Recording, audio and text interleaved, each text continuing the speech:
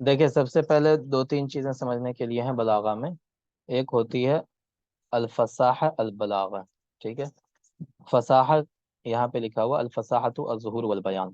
تقول افصح الصبح اذا ظہر.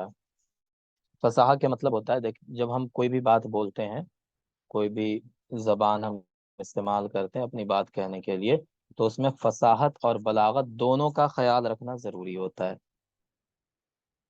ٹھیک ہے جی. فصاحت کا تعلق ظاہری الفاظ سے ہوتا ہے. کس سے؟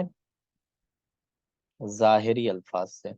اس کو ہم آپ کو بہت زیادہ عبارت نہیں پڑھیں گے, اوپر اوپر سے سمجھا دیں گے بس. ظاہری الفاظ سے فصاحت کا تعلق ہوتا ہے, اور کا تعلق بلاغت کا تعلق آپ کے احساس سے ہوتا ہے. ٹھیک ہے, احساس سے ہوتا ہے. سمجھ گئے؟ جی.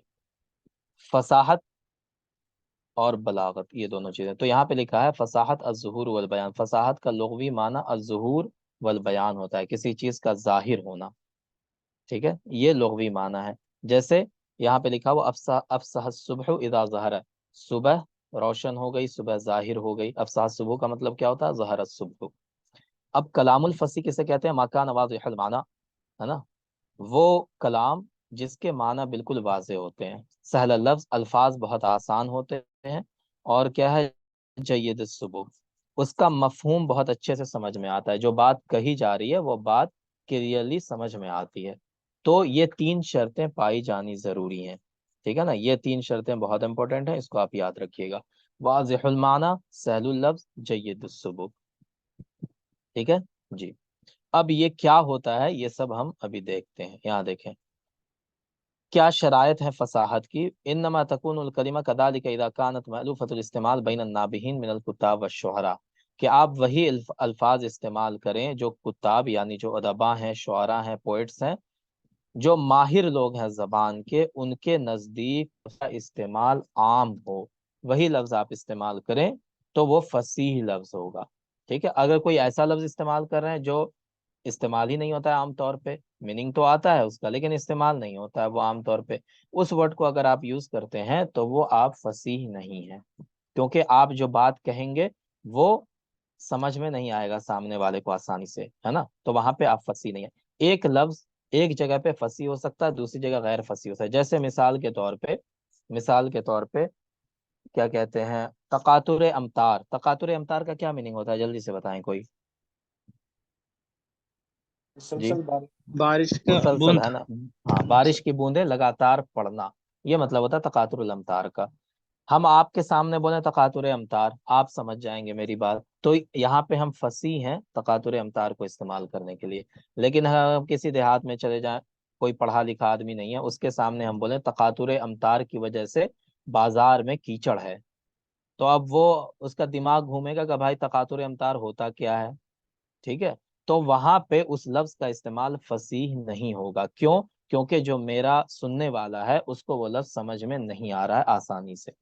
ٹھیک ہے. تو ایک لفظ ایک جگہ پہ فصیح ہو سکتا ہے اور دوسری جگہ پہ وہی لفظ فصیح نہیں ہو سکتا ہے, کیونکہ اس کا سارا تعلق کس سے ہے؟ آپ کے سننے والے سے, ہے نا. واضح المعنی, ایسا لفظ استعمال کریں جس کا معنی بالکل کلیئر ہو, لفظ بالکل آسان ہو اور آسانی سے سمجھ میں آتا ہو. جید السبق, ٹھیک ہے, اچھے سے سمجھ میں آتا ہو.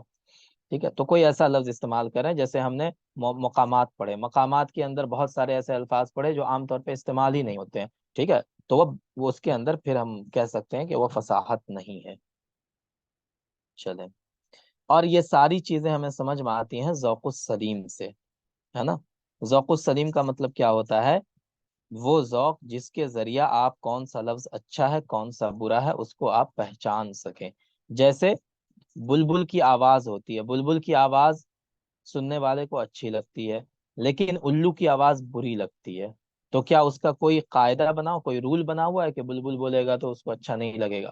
ٹھیک ہے. وہ آدمی اپنے احساس سے اس کو سمجھتا ہے, فیل کرتا ہے اس کو, تو اس کو بلبل کی آواز میں اچھا فیل ہوتا ہے, الو کی آواز میں برا فیل ہوتا ہے. تو یہ جو فیلنگ ہے نا اسی کو ذوق سلیم کہتے ہیں. ٹھیک ہے نا, ذوق سلیم. تو ذوق سلیم جس کے اندر ہوگا تو جو چیز اس کو خراب ہوتی ہے وہ چیز اس کو بری لگے گی. ٹھیک ہے نا. نالے کے پاس کھڑے ہو کر کے چائے پینا اس کو برا لگے گا، کیونکہ اس کا ذوق سلیم ہوگا اس کے پاس، ہے نا. ذوق سلیم نہیں ہوگا تو وہ کیا ہے، نالے کے پاس بیٹھ کے پوڑی بھی کھا لے گا. ٹھیک ہے، وہیں پہ گندگی ہے، وہیں پہ مکھی بن بنا رہی ہے اور وہیں پہ بیٹھ کے کھا رہا ہے وہ، اس کو برا بھی نہیں لگے گا وہ. چلیں، تو یہ ہوتا ہے ذوق سلیم. ایسی صلاحیت انسان کے اندر ہوتی ہے جس کی وجہ سے کون سا لفظ اچھا ہے کون سا برا ہے اس کے درمیان وہ تمیز کر پاتا ہے. یہاں پہ جیسے یہ کہہ رہے ہیں المزنا الدیمہ، ان دونوں کا معنی ہوتا ہے وہ بادل جس سے بارش ہو. یہ دونوں الفاظ آسان ہیں بالکل، ٹھیک ہے، سننے میں بھی کوئی پریشانی نہیں ہوتی، مزنا کہیں دیما کہیں. لیکن اس کے برخلاف ایک لفظ ہے البعاق. ٹھیک ہے، تو کسی نے کہا البعاق تو معنی اس کا وہی ہے نا، وہی بادل جس سے بارش ہوگی، صحابۃ الممطرہ ہی ہے، لیکن سننے میں کان کو یہ اچھا نہیں لگتا ہے، تو یہ لفظ فصیح نہیں کہلائے گا. سمجھ گئے جی. اب دیکھیں فصیح ہونے کی 3 شرائط ہیں، یہ امپورٹنٹ ہے، یہ آپ یاد رکھیں. یشترط فی فصاحت الترکیب فوق جریان کلمته علی القیاس الصحیح وسہولتها ان یسلم من ضعف التالیف. یہ لفظ ٹھیک ہے، سب سے پہلی شرط کیا ہے کہ ضعف تالیف نہ ہو. ضعف تالیف کا کیا مطلب ہوتا ہے؟ خروج الکلام عن قواعد اللغت المتردہ، ہے نا، جو نحوی قواعد ہیں اس قواعد سے باہر نکلا ہوا لفظ نہ ہو. ٹھیک ہے، وہ جملہ اس سے باہر نہ، جیسے یہاں پہ انہوں نے مثال دی ہے کرجوع الضمیر علی متأخر لفظا و رتبتا، جیسے کہ ضمیر لوٹتی ہے کس کی طرف، اپنے پیچھے کی طرف یا آگے کی طرف؟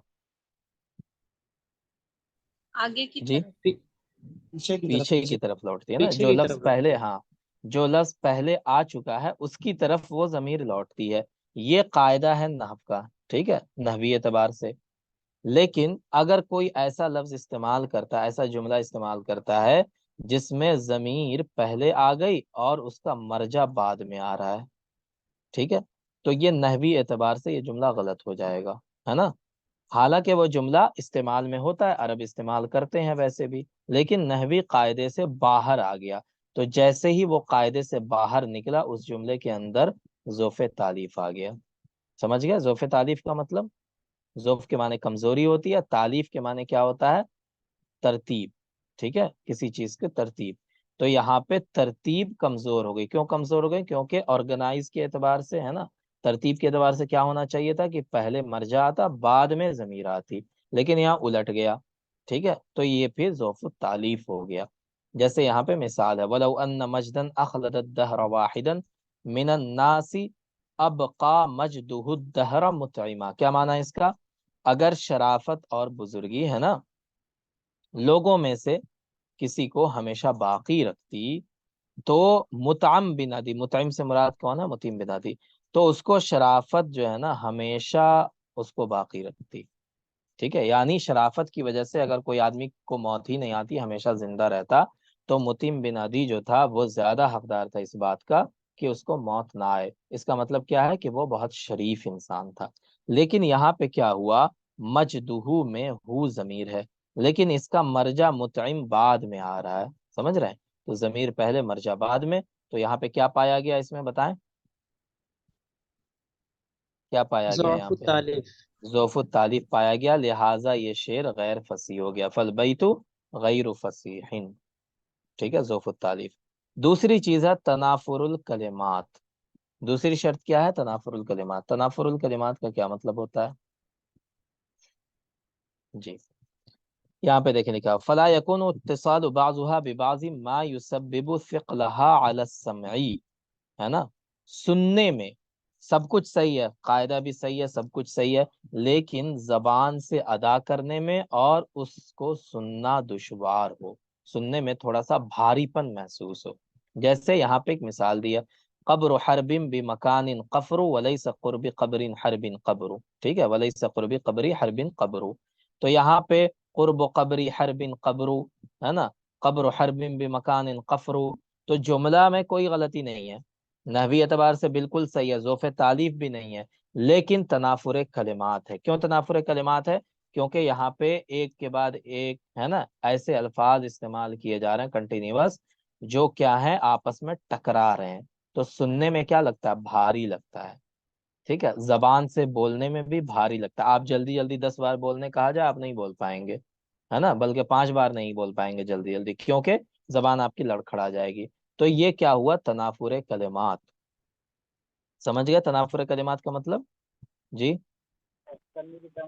جی ہاں، کہ سارے کلمات ایسے ملے ہوئے ہوں کہ ان کا سننا بھی مشکل ہو اور اس کو زبان سے ادا کرنا بھی مشکل ہو، لہٰذا وہاں پہ تنافر کلمات پایا جائے گا، اور جہاں تنافر کلمات پایا گیا وہ کلام غیر فصیح ہو جائے گا، ٹھیک ہے۔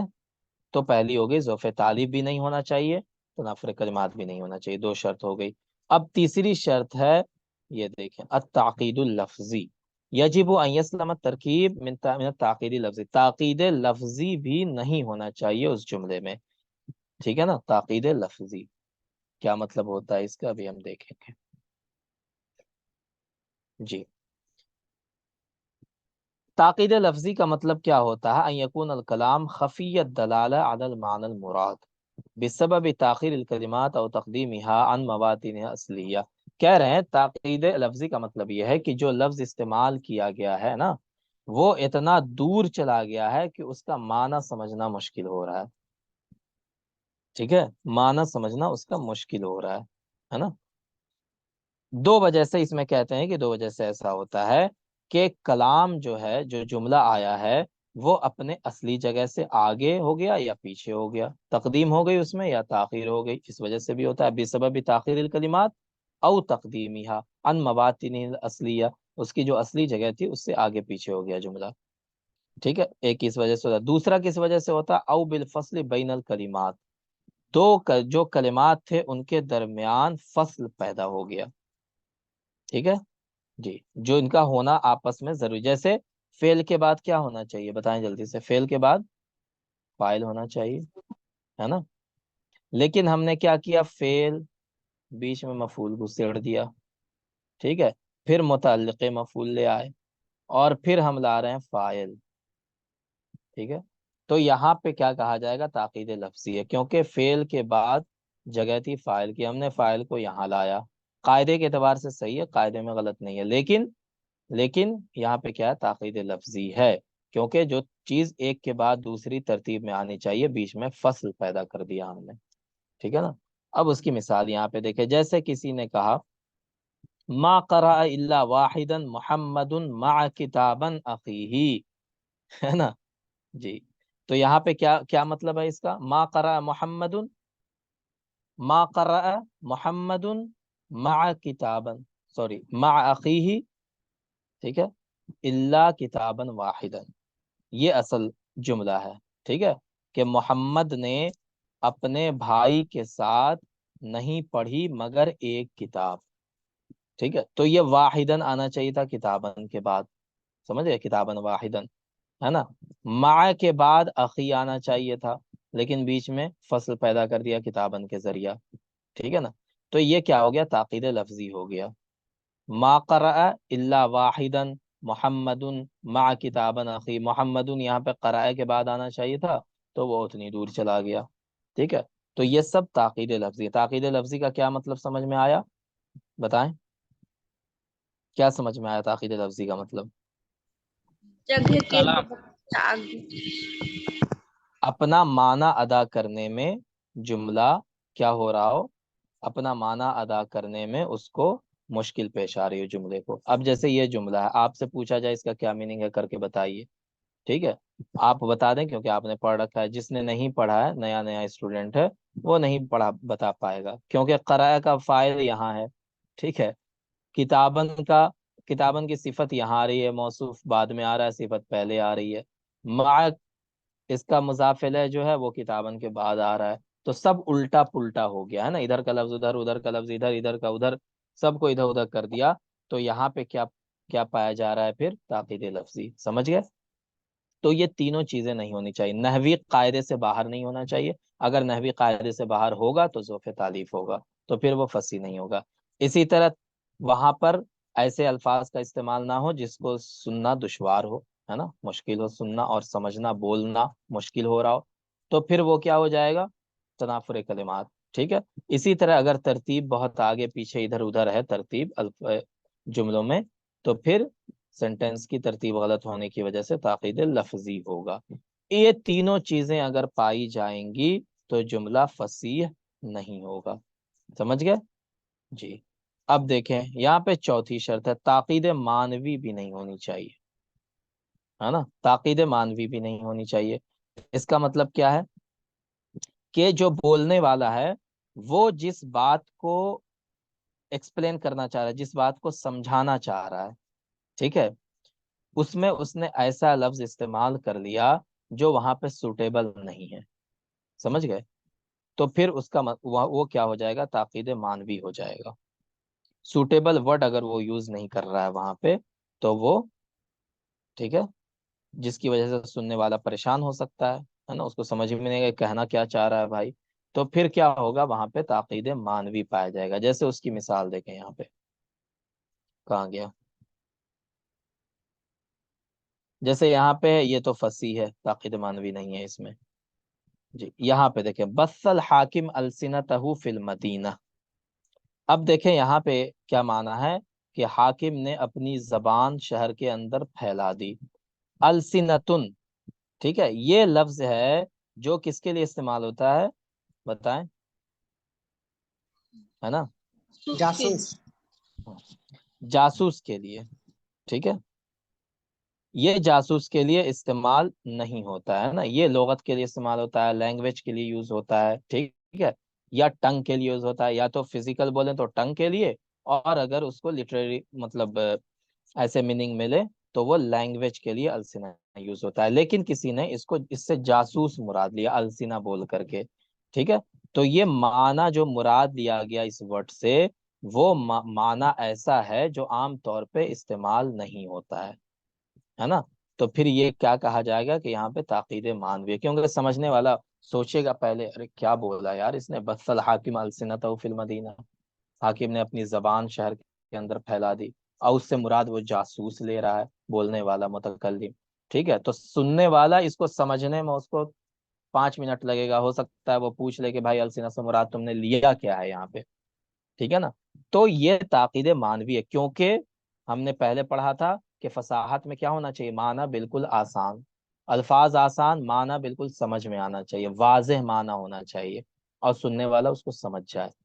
ये शर्त यहाँ पे नहीं पाई जा रही, क्योंकि सुनने वाला अलसीना को जासूस के माना में इस्तेमाल कर रहा है बोलने वाला, और सुनने वाले को पता ही नहीं है. तो फिर क्या होगा, ये ताकीद मानवी हो जाएगी.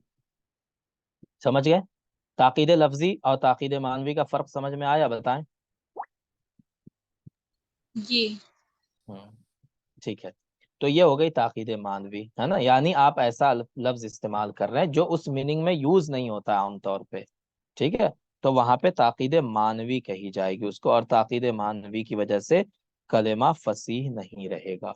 तो ये 4 शर्तें जरूरी हैं किसके अंदर, फसाहत के अंदर, तब कलमा फसीह कहलाएगा, वरना वो फसीह नहीं कहलाएगा. तो ये 4 शर्तें आप याद रखिएगा.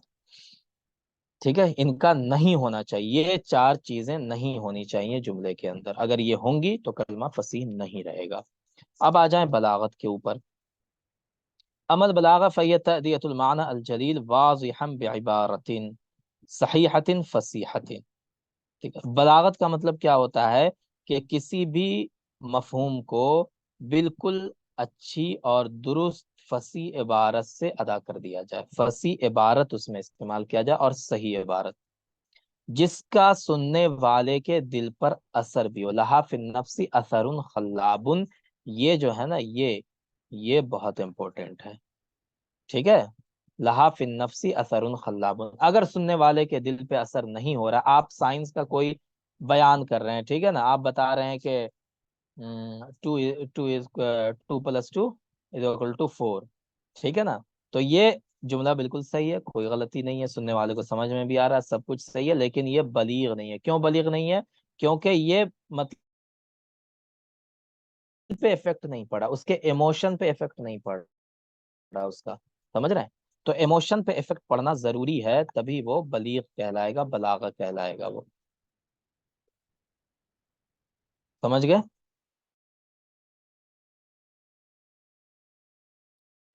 کل کلام للموطن الذي يقال فيه، جس جگہ میں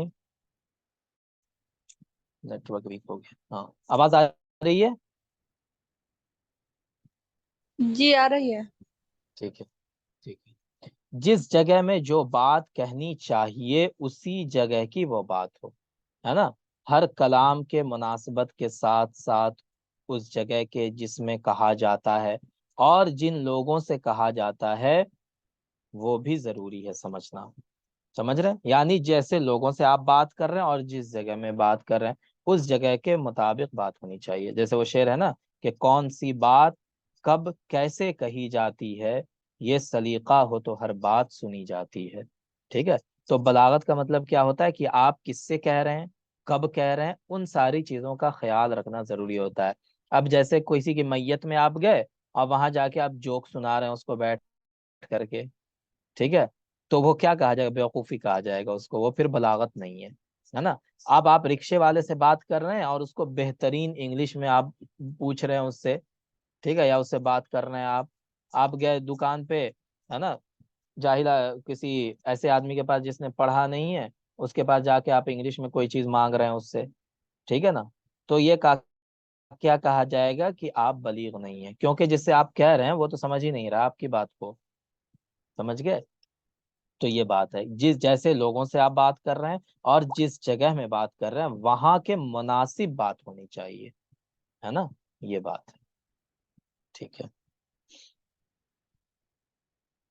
یہ ہے بلاغت کی شرط، دل پہ افیکٹ کرے اور اس جگہ کے مناسب بات ہونی چاہیے، ورنہ وہ پھر بلیغ نہیں رہے گا، فصیح ہو سکتا ہے لیکن بلیغ نہیں ہو سکتا ہے۔ تو ہم نے جیسے آپ کو بتایا تھا بلاغت کا سارا تعلق کس سے ہے؟ ایموشن سے، ہے نا، ایموشن سے اس کا ریلیشن ہے۔ فليست البلاغة قبل كل شيء إلا فنا من الفنون يعتمد على صفاء الاستعداد الفطری ودقة إدراك الجمال، ٹھیک ہے، کہہ رہے ہیں کہ یہ ایک ایسا فن ہے بلاغت جس کے اندر حسن و جمال کو محسوس کرنے کی صلاحیت ضروری ہے، تبھی آپ بلیغ ہو سکتے ہیں، ٹھیک ہے۔ جیسے ہوا چل رہی ہے، صبح ٹھنڈی ہوا چل رہی ہے، تو ایک آدمی ہے جو بلیغ نہیں ہے وہ کہے گا ٹھنڈی ہوا چل رہی ہے نا، اور ہم چھت پہ بیٹھے ہوئے ہیں بہت اچھا لگ رہا ہے، یہ سمپل سینٹینس ہے۔ لیکن ایک بلیغ آدمی ہے وہ کیا کہے گا کہ ہوائیں چل رہی ہیں اور ہمارے جسم سے جب ہوائیں ٹکراتی ہیں تو ایسا لگتا ہے کہ میں جیسے کسی ایسے آسمان میں ہوں، ٹھیک ہے، جہاں آس پاس سارے غموں سے چھٹکارا مل جاتا ہے نا، اور مطلب اس طرح سے الفاظ کو بنا بنا کر کے بولتا ہے وہ، تو وہ کیا کہلائے گا؟ بلیغ کہلائے گا، ہے نا۔ ایک ہوا انفارمیشن دینا اور ایک ہوا کہ آپ کے دل کو اپنی طرف اپنی باتوں سے وہ کھینچ لیتا ہے، تو وہ انسان بلیغ کہلائے گا جو آپ کے دل کو اپنی طرف کھینچ لے اپنی باتوں سے، سمجھ گئے؟ یہ ہے بلاغت، جی۔ دیکھیں یہاں پہ کہہ رہا ہے وَلَيْسَ هُنَاكَ مِنْ فَرْقٍ بَيْنَ الْبَلِيغِ وَالرَّسَّامِ، ایک بلیغ انسان کے اندر اور ایک رسام، رسام کس کو کہتے ہیں جی؟ تصویر آرٹسٹ۔ بنانے والا، ہے نا، آرٹسٹ کو۔ تو آرٹسٹ اور بلیغ کے درمیان فرق کیا ہوتا ہے کہ جو آرٹسٹ ہوتا ہے وہ شکلیں بناتا ہے الگ الگ رنگوں سے اور اس کو لوگوں کو دکھا دیتا ہے، اور جو بلیغ ہوتا ہے نا وہ اپنے الفاظ سے، ہے نا، اپنے ورڈ سے وہ ساری شکلیں بناتا ہے، ٹھیک ہے، اس کے الفاظ ایسے ہوتے ہیں جیسے آپ کے سامنے بالکل سین آپ کے سامنے چل رہا ہو، ٹھیک ہے، تو وہ بلیغ ہوتا ہے، سننے میں اچھا لگتا ہے، اس کی باتیں سننے میں اچھی لگتی ہیں، دل پہ اثر کرتی ہیں، یہ بلیغ ہوتا ہے، بس یہی بات ہے اور کچھ نہیں ہے، جی۔ وہی کہہ رہے ہیں فناصر البلاغ اذن لفظ و معنی و تالیف الالفاظ یمنح قوۃ و تاثیرا و حسنا، ہے نا، کہ بلاغت کے جو عناصر ہوتے ہیں اس میں لفظ اور معنی اور الفاظ کو اس طرح سے استعمال کرنا کہ جس سے بات کے اندر طاقت پیدا ہو، اثر پیدا ہو اور اس کے اندر حسن بھی پیدا ہو، ٹھیک ہے، خوبصورت بات ہو آپ کی، تو وہ بلاغت ہوتی ہے۔ اور جس جگہ میں جیسی بات کرنی ہے اس جگہ ویسی ہی بات کرنی چاہیے، ہے نا۔ اب خوشی کے موقع پہ آپ غم کی بات کر رہے ہیں، غم کے موقع پہ خوشی کی بات کر رہے ہیں، ٹھیک ہے، تو وہ بلیغ نہیں، آپ چاہے بہت اچھے سے بنا بنا کے باتیں بتا رہے ہیں، سننے والے کو اچھا بھی لگ رہا ہے، لیکن آپ بلیغ نہیں کہلائیں گے، کیونکہ بلاغت کی ایک شرط یہ بھی ہے کہ جس جگہ جو بات کہنی ہے وہی بات کی جائے، بس یہی ہے اور کچھ نہیں، بس اسی کی مثالیں ہیں ساری۔ چلیں، تو یہ بلاغت اور فصاحت میں یہی چیز۔ تو فصاحت کا تعلق کس سے سمجھ میں آیا آپ کو بتائیں؟ فصاحت کا تعلق ظاہری بناوٹ سے ہے نا، ظاہری چیزوں سے، اور بلاغت کا تعلق کس سے ہے؟ آپ کے الفاظ کے اندر کیا ہے اس سے اس کا تعلق ہے، ٹھیک ہے؟ بس یہ چھوٹی سی بات ہے۔ اب دیکھیں بلاغت کی جو قسمیں ہیں وہ کیا کیا ہیں؟ علم البیان، علم المعانی، اور کیا ہے؟ علم البیان، علم المعانی، علم البدیع۔ یہ تین علوم ہیں جو بلاغت کے اندر آتے ہیں، علم المعانی، علم البیان، علم البدیع۔ تشبیہ، استعارہ، کنایہ، یہ ساری چیزیں علم بیان سے تعلق رکھتی ہیں، ٹھیک ہے نا، علم بیان سے۔ تو ہم ابھی سب سے پہلے علم بیان کے بارے میں پڑھیں گے، ہے نا، علم بیان کے اندر ہی تشبیہ آتا ہے اور یہ ساری چیزیں، جی۔ تو دیکھیں تشبیہ بہت آسان ہے، تشبیہ کے چار ارکان ہیں۔ کتنے ارکان ہیں؟ چار ارکان۔ کیا کیا ہے؟ مشبہ، مشبہ بھی، ٹھیک ہے، اس کے بعد ادات التشبیہ،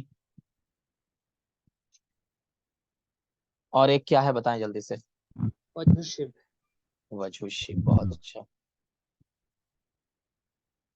وجہ الشبہ۔ بس یہ چار چیزیں، مشبہ